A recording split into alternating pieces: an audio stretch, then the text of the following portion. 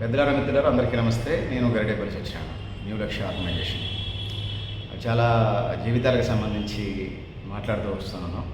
ముఖ్యంగా ఈ దేశంలో, ఈ రాష్ట్రంలో అట్టడుగు వర్గాల కోసం మన ఛానల్ స్టార్ట్ చేసిన దగ్గర నుంచి, ముఖ్యంగా అణగారిన వర్గాల కోసం, గొంతులేని వర్గాలకి ప్రతినిధిగా మన ఛానల్ తన శాయశక్తులా కృషి చేస్తూ వస్తాము.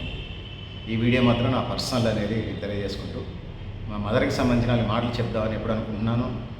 ఛానల్ వచ్చిన తర్వాత, ఛానల్ స్టార్ట్ చేయకముందు నాకు 8 గంటల నిద్ర మినిమం చూసుకునేవాడిని. 24 గంటల్లో వీళ్ళు బట్టి 8 గంటల నిద్ర చూసుకునేవాడిని. సో 8 గంటల నిద్ర ఛానల్ దాదాపు 2-3 సంవత్సరాలుగా 8 గంటల నిద్ర రేర్గా అయి ఉంటుంది. 365 రోజుల్లో ఒక 50 రోజులైనా 8 గంటలు మించిపోయి ఉంటాను లేదు తెలియదు. ఒకసారి 3 గంటలు, 4 గంటలు, 5 గంటలు ఇట్లా వెళ్తూ ఉంది సీరియస్గా ప్రోగ్రామ్స్ ఉన్న క్రమంలో. నేను సీరియస్ ప్రోగ్రామ్ తెల్లారిందాక వీడియోస్ పెట్టుకోవడం, ఆ ఛానల్కి సంబంధించిన రైటింగ్స్ ఏమంటే రాయర్స్ స్క్రిప్ట్ రెడీ చేసుకోవడం, మళ్ళీ రేపటి మళ్ళీ ఒప్పుకున్నటువంటి ప్రోగ్రామ్స్ రావడం అనేది. ఈ క్రమంలో మా మదర్కి సంబంధించి చాలా రోజులుగా వీడియో చేద్దాం అనుకుంటున్నాను. ఇప్పుడు కూడా స్క్రిప్ట్ రాసుకోలేదు. మదర్స్ డే గుర్తుకొచ్చినప్పుడు చేస్తుంటే బాగుండేదేమో మదర్ డేకి అనిపించింది, కానీ ఆ రోజు కూడా కొంచెం బిజీగానే ఉంది. యాక్చువల్గా ఆ రోజు సీరియస్ వర్క్లో కూడా ఉన్నాను. అంటే జనరల్గా మన ఆర్గనైజేషన్ తరఫున మెడికల్ క్యాంప్స్ లేకపోతే సోషల్ యాక్టివిటీ చేసుకుంటూ వస్తున్నాం. దానికి సంబంధించి ఇతర కార్యక్రమాలకు సంబంధించి, దాంతో పాటు సోషల్ యాక్టివిటీకి సంబంధించి ఎట్లా అయిందనే దాని మీద సీరియస్ కూర్చొని టైం ఇస్తే ఆ రోజు మదర్స్ డే చేద్దాం అనుకున్న సాధ్యం కాలేదు. సో ఏదైనా మై మదర్ గరిడేపల్లి రాజమ్మ గారు నా దృష్టిలో తన దాక్కరే. అంటే మదర్కి బాల్య వివాహం అనుకోండి, తనకి నాకు 14 సంవత్సరాల ఏజ్ గ్యాప్. తను నాకంటే 14 సంవత్సరాలు పెడితే ఆ రోజుల్లో చైల్డ్హుడ్ మ్యారేజెస్ ఉండేవి కదా, బాల్య వివాహాలు ఉండేవి. అంటే మా మదరు 56 సంవత్సరాలకి చనిపోయినది. అంటే సుమారుగా ఇప్పుడు బతికుంటే ఆధునిక వైద్యం ప్రకారం ఇంకా చనిపోయి కూడా దశాబ్ద కాలం కావస్తున్నప్పటికీ కూడా బతుకుంటే ఇప్పుడున్న ఆధునిక వైద్యం ప్రకారం సుమారుగా ఇంకో 10-15 ఏళ్ళు బతుకుండేది. సో దేవుడి దగ్గరికి వెళ్ళింది అనుకుందాం. సో క్యాన్సర్తో she was suffering from cancer. So first క్యాన్సర్కి సంబంధించి ఫస్ట్ ఫేజ్, సెకండ్ ఫేజ్లో ట్రీట్మెంట్ చేయొచ్చు. థర్డ్ ఫేజ్ అంటే థర్డ్ ఫేజ్లో ఐడెంటిఫై చేసాం. 3-4 సంవత్సరాలు బతికించుకోగలిగాం. సో ఫోర్త్ ఫేజ్ అంటే మళ్ళీ సంవత్సరం లోపే ఉంటుంది. జనరల్గా క్యాన్సర్కి సంబంధించిన ట్రీట్మెంట్ జనరల్గా అంతా నొప్పులతో కూడుకున్నటువంటి ఆహారం, శత్రువులకు కూడా రాకూడదని భావిస్తూ ఉన్నాం. We fight against cancer. New లక్ష్య ఆర్గనైజేషన్ దీనికి కట్టుబడి ఎప్పుడు ఉంటుంది. గతంలో కట్టుబడి ఉంది, ప్రస్తుతం కట్టుబడి ఉంది, భవిష్యత్తులో కూడా వీ ఫైట్ అగెన్స్ట్ క్యాన్సర్ అని తెలియజేసుకుంటూ నేను ఈ వీడియో కంటిన్యూ చేస్తాను. ముఖ్యంగా మా మదర్కి నాకు గరిడేపల్లి రాజమ్మ, నేను గరిడేపల్లి సత్యనారాయణ. తనకి నాకు ఏజ్గా 14 సంవత్సరాలు. సో తన సమక్షంలో మాట్లాడినటువంటి నేను మాట్లాడితే సామంతరాజు మీద రాజు పెద్ద, రాజు మీద చక్రవర్తి కదా, ఏమైనా మాట్లాడితే శిలాశాసనాలాగా ఏమైనా జరిగిపోయాయి తన సమక్షంలో. సో సహజంగానే గరిడేపల్లి రాజమ్మ గారు, నాన్నగారు తమ్మారపు వెంకటకోటయ్య గారు ఆ ప్రాంతానికి సంబంధించి వచ్చినప్పుడు, నేను ఖమ్మంలోని మాట్లాడుతున్నాను కదా, ముఖ్యంగా మదిర పరిసర ప్రాంతాలకు సంబంధించి వచ్చినప్పుడు తెలంగాణ సాహిత్య పోరాటం ఉద్యమం నడిచింది. అందులో మా మదర్కి సంబంధించినటువంటి మై గాడ్ ఫాదర్ వాళ్ళ నాన్నగారు ఎవరైతే ఉన్నారో తను తెలంగాణ సాహిత్య పోరాటంలో ఉన్నాడు. 13-15 సంవత్సరాల ఏజ్ గ్రూప్లో గ్రామానికి సంబంధించి ఏమంటారు 7 మందిని చంపి నడియూరులోనే తగలబెట్టారు. నడియూరులోనే అంత్యక్రియలు చేశారు. సహజంగా ఊరు బయట కదా అంత్యక్రియలు చేసేది, దాన సంస్కారాలు. ఊళ్ళో నడియూరులోనే కట్టెల మీద కాల్చారు.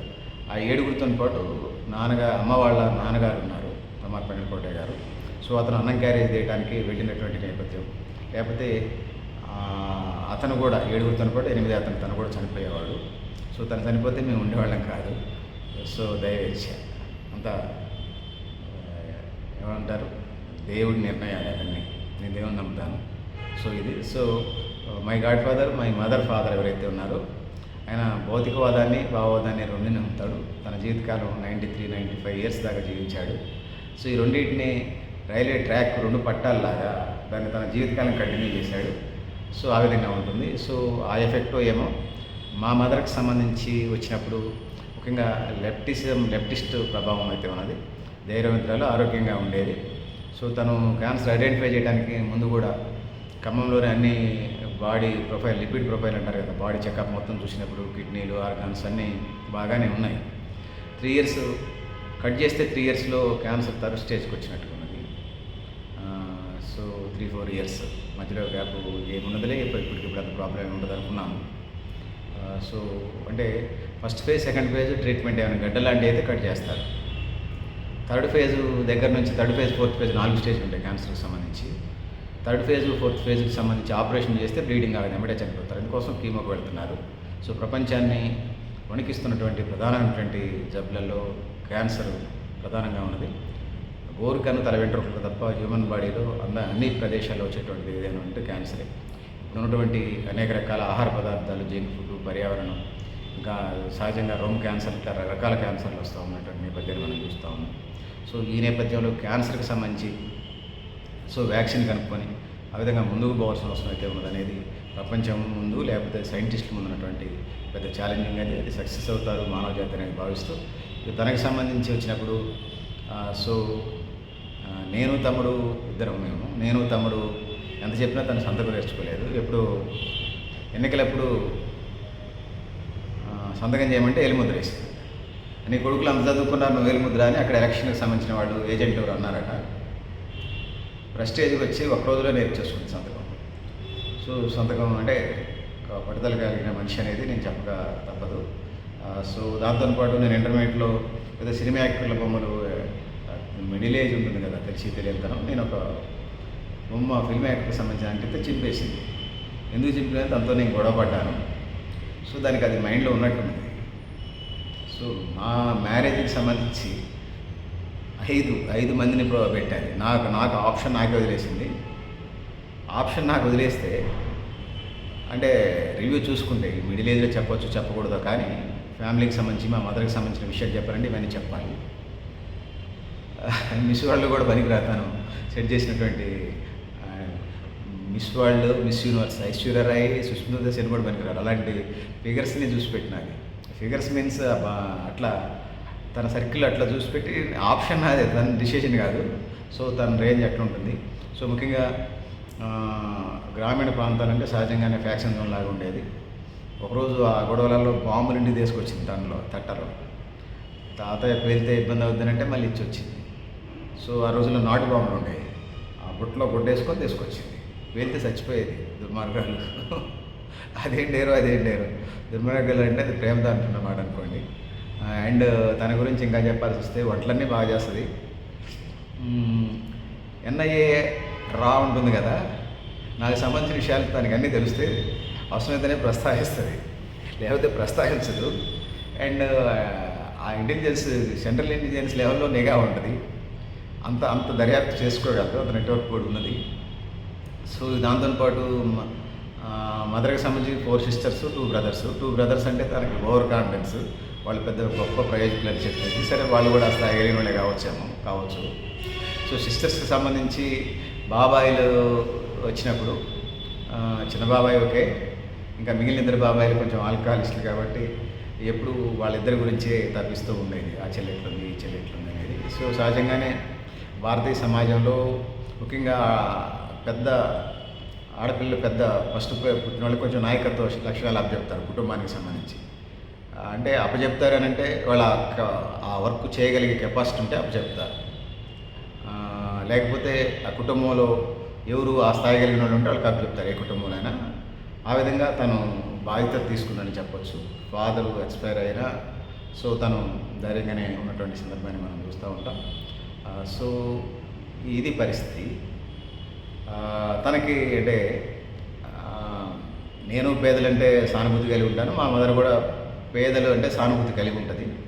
మా మదర్ ఎజెండా మాత్రం బంధువులలో ఎవరైనా పేదలు ఉంటే వాళ్ళకి ప్రత్యేకంగా పిలిచిపెట్టేది, కొన్ని రైస్ ఇచ్చే ప్రయత్నం అయితే చేసేది. ఖచ్చితంగా పెట్టడం, ఏమైనా పిండి వంటలు ఏమైనా వండితే వాళ్ళకి పంపించే ప్రయత్నం అయితే చేసేది. ఎవరైనా సిక్ అయి ఉంటే దానికి ఒక పిలిచిపోయి పరామర్శించి రావడం, ఇది నేను కూడా కంటిన్యూ చేస్తూ ఉన్నాను.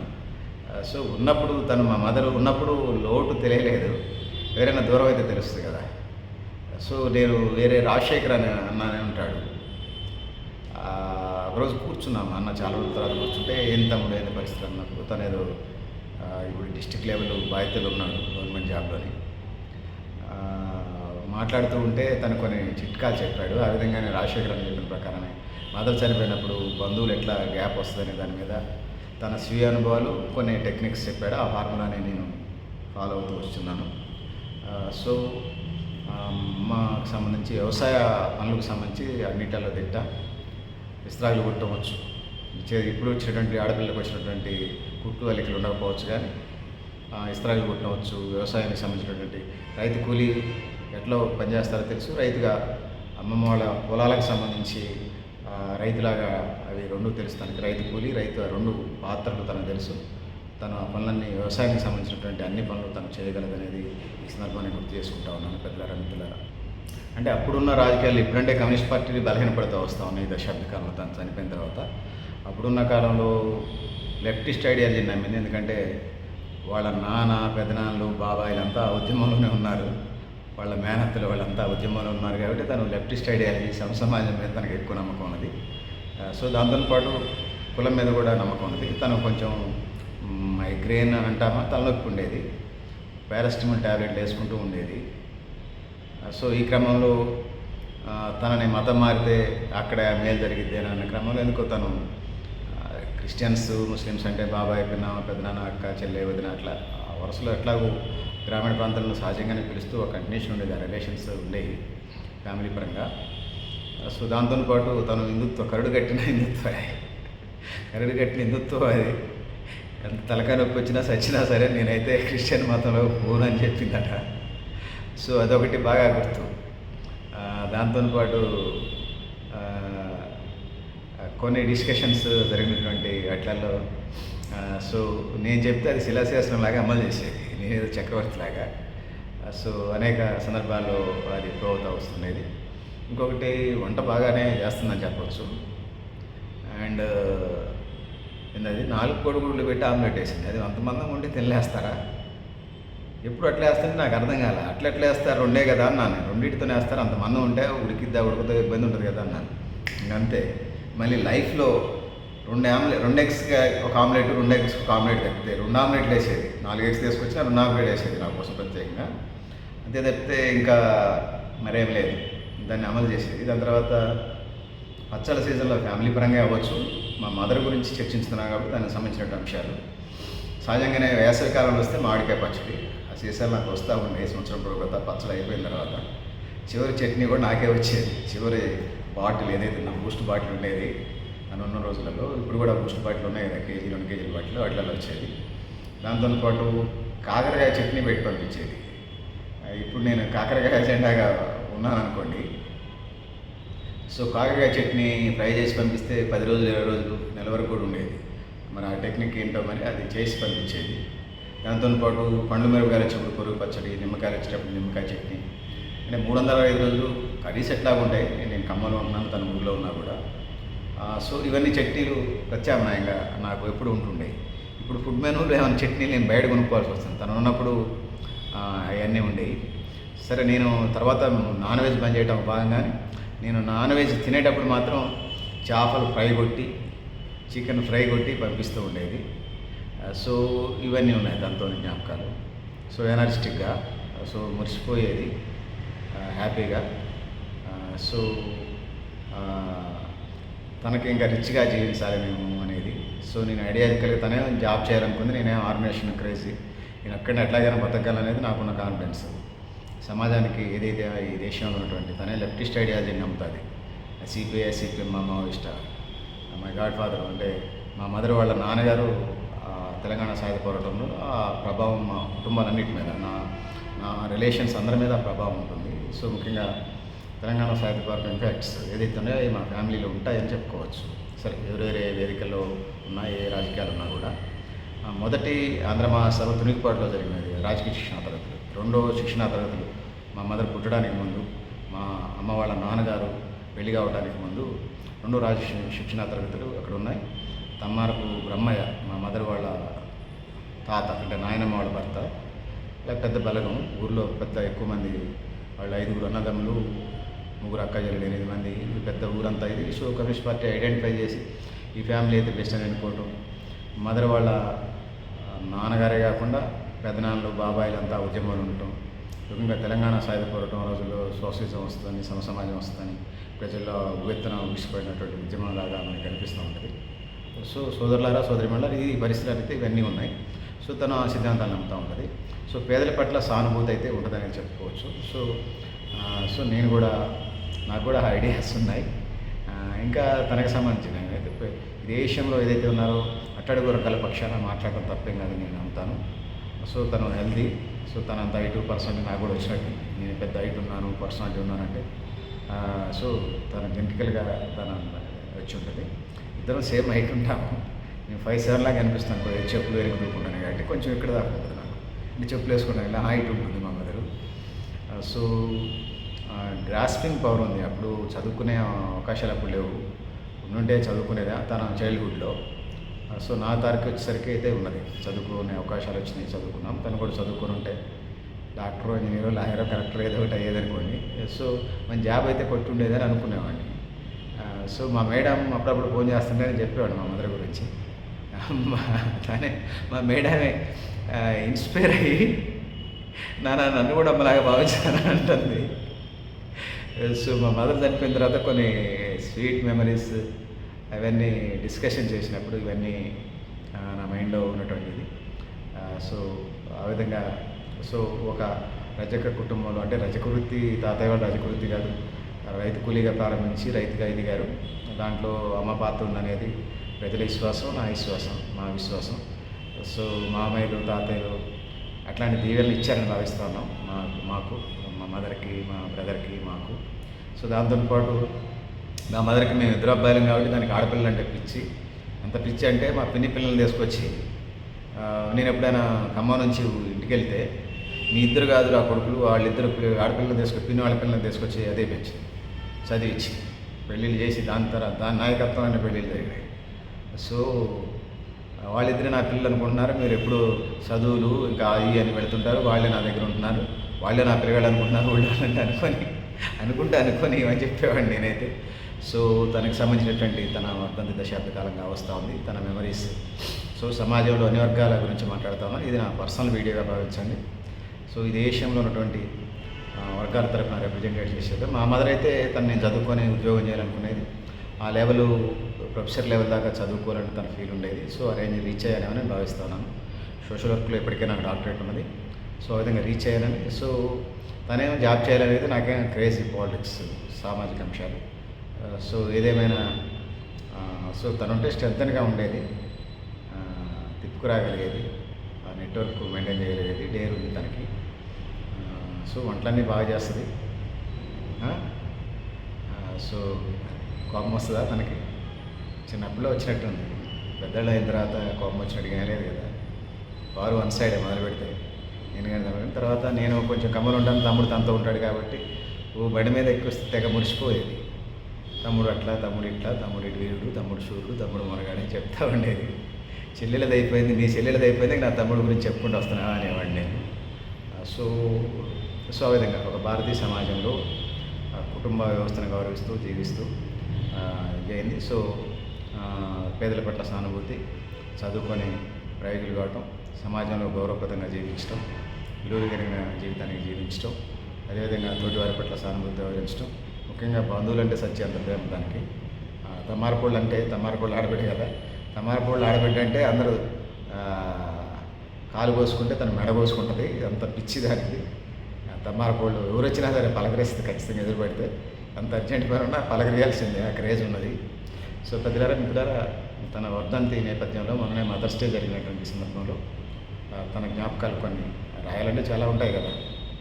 తను నాకు దాదాపు 40 years ఏవో వచ్చింది నాకు. తను జీవించున్నారు కాబట్టి అన్ని సంవత్సరాలు అనుభవాలు రాయటం, చెప్పడం అనేది అది ఏది కూడా కాదులే. కానీ సాధ్యమైనంత కూడా షడన్గా అంటే స్క్రిప్ట్ రాసుకొని చేద్దాం అనుకున్నాను, కానీ ఏ రోజు కాదు చదువుతుంది. తన వర్ధంతి వెళ్ళిపోతే మళ్ళీ నేను నా పనుల్లో పడిపోతాను. సో ఏది ఏమైనప్పటికీ కూడా సరే నువ్వు అనుకున్నట్టుగా ఉద్యోగం చేస్తానో లేదో కానీ నా బతుకేదో నేను బతుకుతూ సమాజ ప్రయోజనాల కోసం, కుటుంబ వ్యవస్థను గౌరవిస్తూ సమాజ ప్రయోజనాల కోసం ముందుకెళ్ళే ప్రయత్నం చేస్తానని మీ ఆత్మసాక్షిగా ప్రమాణం చేస్తూ భవిష్యత్తులో మరింత ఆరోగ్యవంతంగా, మరింత హెల్తీ హ్యాబిట్స్తో ఎక్కువ మంది ప్రయోజనాల కోసం నాకు దేవుడిచ్చిన, మీరు చదివించినటువంటి దాన్ని చూసుకుంటూ ఎక్కువ మంది ప్రయోజనాల కోసం పనిచేస్తానని, ఆరోగ్యవంతమైన జీవితాన్ని ఎక్కువ మంది ప్రయోజనాల కోసం పనిచేస్తూ జీవిస్తానని, ఈ దేశంలో అట్టడుగు వర్గాల కోసం, ఈ దేశంలో పేదల కోసం, ఈ దేశంలో నాయక్ అంటారు కదా, మూక్ ప్రజలు అంటే నోరున్న వాళ్ళ సమస్య చెప్పుకోలేని ప్రజల కోసం నేనున్నటువంటి వేదికలు ఆ వైపుగా ప్రయాణం చేస్తాయని ఆ వైపు నమ్ముతా ఉన్నాను. సో మనిషి అనేవాళ్ళు 1000 ఏళ్ళేం కాదు, జీవించరు. 100 సంవత్సరాల లోపే. మా మదర్ 60 సంవత్సరాల లోపు చనిపోయారు. ఇప్పుడున్న ఆధునిక వైద్యం ప్రకారం 54 ఏళ్ళకి చనిపోయినట్టున్నారు. 60 నుంచి 70 సంవత్సరాలు పైగా బతకొచ్చు. మా మదర్ వాళ్ళ నాన్నగారు 95 సంవత్సరాలు బతికారు కాబట్టి నేను 80 అయినా బతుకుద్ది అనుకున్నాను. ఇంత సడన్గా వచ్చి ఇదైతున్నది. సో క్యాన్సర్తో తను చనిపోయారు. We fight against cancer. ప్రపంచవ్యాప్తంగా కూడా క్యాన్సర్కి వ్యాక్సిన్ కనుక్కోవడానికి సంబంధించి పెద్ద ఎత్తున ప్రయోగాలు జరుగుతూ ఉన్నాయి. 100కి ఒక కేసు ఉండేటువంటిది ఆహారపు అలవాట్ల వల్ల ఏదైతే ఉన్నదో ఇది 11 నుంచి 19% పైగా క్యాన్సర్ కేసులు నమోదవుతూ ఉన్నాయి. ముఖ్యంగా పెద్ద వయసు ఉన్న వాళ్ళకి, ముఖ్యంగా మొదలకి ప్రోటోస్టేట్ క్యాన్సర్ వస్తుంది యూనివర్స్ దగ్గర. ఇవన్నీ రకరకాల క్యాన్సర్ల బారిన పడుతూ ఉన్నారు. సో దీనికి సంబంధించి ముఖ్యంగా ప్రపంచ మానవాళిని వణికిస్తున్నటువంటి ఏదైతే ఉన్నదో క్యాన్సర్ మీద యుద్ధాన్ని ప్రకటిస్తూ వీ ఫైట్ అగెన్స్ట్ క్యాన్సర్ అని తెలియజేస్తూ, పెద్దలారా మిత్రులారా మీరు, సో ఇది నా పర్సనల్ వీడియోగా నేను దృష్టికి తీసుకొచ్చే ప్రయత్నం చేస్తాను తెలియజేస్తూ, నేను గరిడేపల్లి సత్యనారాయణ, న్యూ లక్ష్య ఆర్గనైజేషన్. థ్యాంక్ యూ అండి.